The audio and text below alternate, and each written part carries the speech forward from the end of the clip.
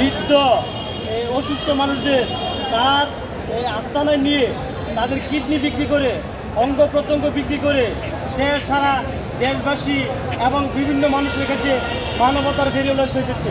কিন্তু প্রকৃতপক্ষে সে যে একজন নরঘাতক, এমনকি বাংলা ফিল্মের খলনায়ককে সে হার মানিয়েছে।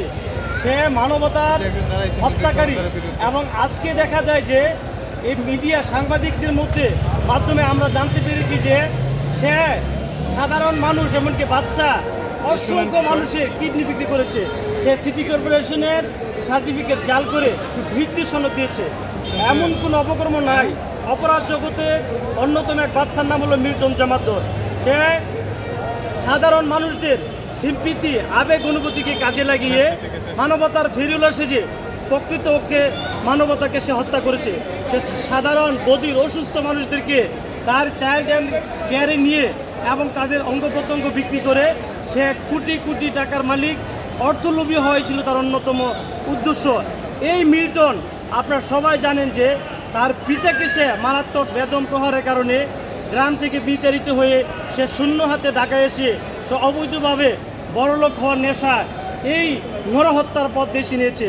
সে সাধারণ মানুষের সিম্পিতিকে কাজে লাগিয়ে রাস্তাঘাটে কোনো অসুস্থ ভবঘুরে মানুষ পেলে সে তাদেরকে তার চাইল্ড অ্যান্ড হেলথ কেয়ারে নিয়ে গিয়ে তাদেরকে লোকচক্ষুর অন্তরালে তাদের দেহ কিডনি বিক্রি করে আজকে সে এই স্বাবলম্বী, এমনকি কোটি কোটি টাকা সে হাতিয়ে নিয়েছে। যুগ জবরদস্তি করে সে সম্পত্তি মালিক করছে। এমনকি এই এই এই মিল্টন জামাতর মানুষের আবেগ অনুভূতিকে কাজে লাগিয়ে আজকে সে কোটি কোটি টাকার মালিক হয়েছে। এবং আজকে সে শুধু মানবতার একজন নরঘাতক নয়, একজন নৃশংস হত্যাকারী।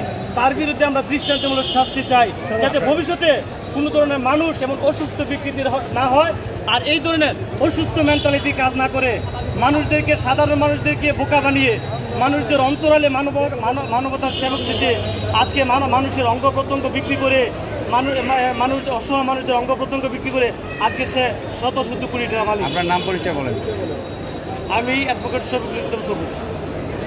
আমি একজন নিয়মিত প্র্যাকটিশনার, কিন্তু একজন অন্যায়কারীর বিরুদ্ধে সর্বদা আমি সোচ্চার। আমি একজন মানবতার হত্যাকারীর বিরুদ্ধে এবং যে কোনো অন্যায়ের বিরুদ্ধে আমি সদা সর্বদা সোচ্চার আছি, সোচ্চার থাকবো।